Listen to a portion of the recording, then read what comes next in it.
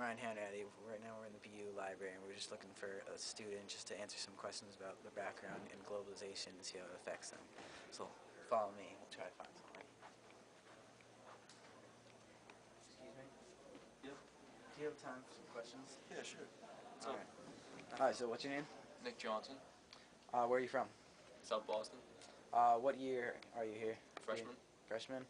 And can you just tell me a little bit about your experience here? Well, I'm here on a scholarship, and because like my family, I have 5 siblings at home, and my parents, they don't have really big paying jobs, so if it wasn't for the scholarship, I really wouldn't be here.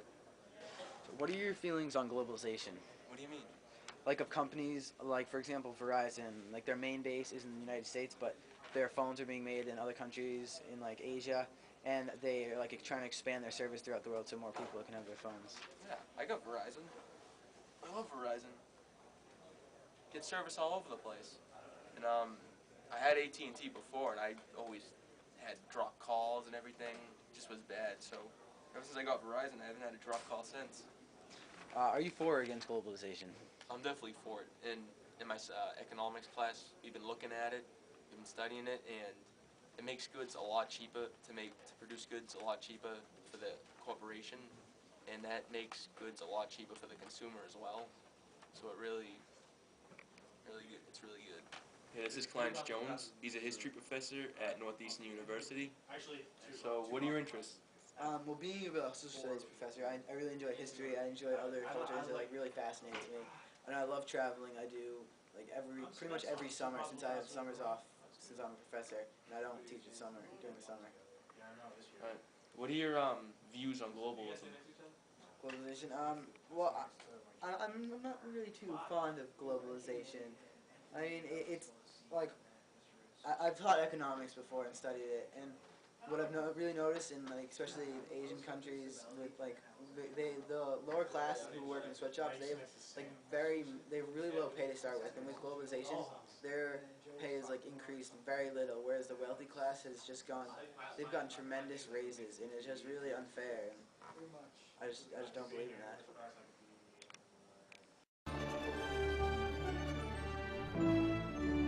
Now, we all love our cell phones, and that is a challenge for cell phone companies that have to provide good service and be good neighbors. Early Show correspondent Debbie Turner is here to show us how they're doing it. Good morning, Debbie. Good morning to you. Here's the cold, hard fact. People want to use their phones whenever and wherever they choose, but many communities feel that cell phone towers are just plain ugly. So some wireless providers are becoming masters of disguise. Have you ever been driving along the highway and noticed a rather odd-looking tree sticking up above the rest? What kind of tree do you think that is? It's a pine tree. It's a pine It tree? looks like it anyway. It's not a tree. What do you think it is? I think it's disguised as a tree. It should have more leaves coming down further, like a real evergreen tree. What you're looking at is actually a cell phone tower. Many communities have decided that this is easier on the eyes than one of these. No one really wants that visual pollution. There are certain cities that now have required all the new towers that are being built to be disguised.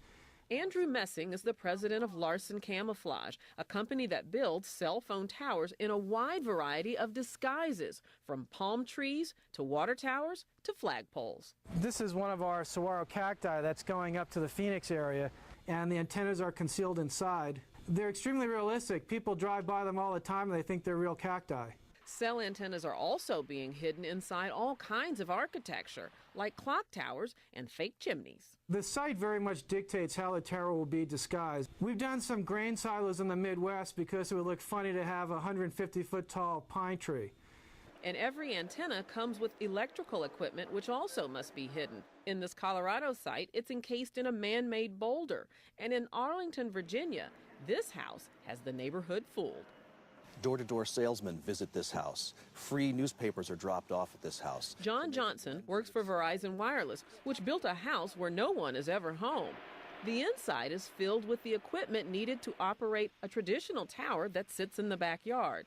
Why do you have really a very nice-looking house as a housing for electronics? Well, if you look around, this is a very nice neighborhood. We wanted to be able to blend into the neighborhood and not create something that would be unwelcome. But disguises are expensive. A tree like this can cost as much as $120,000, 4 times the price of a metal tower. Now, do you camouflage all your cell phone towers? If we did, you probably couldn't afford your cell phone service. But we do camouflage those ones that we need to. And the ones they feel they need to disguise are often in communities that put up a fight and refuse to accept a traditional tower. Of the approximately 200,000 cell antenna sites in the U.S., only about a fourth are camouflaged or hidden. Here we're at the tennis stadium, and we've disguised our cell site to look very much like one of the light poles that illuminates the stadium here. But for many churches, the wireless problem is a blessing. This Washington congregation receives more than $1,000 a month to allow antennas to operate in their steeple. It's sort of serendipity that we came to have this, and so I think a lot of churches would like to have it. But of all the disguises we've seen, our favorite is this site in Staten Island, a cell phone tower made to look like a lighthouse. And it's so realistic that neighbors say it attracts tourists.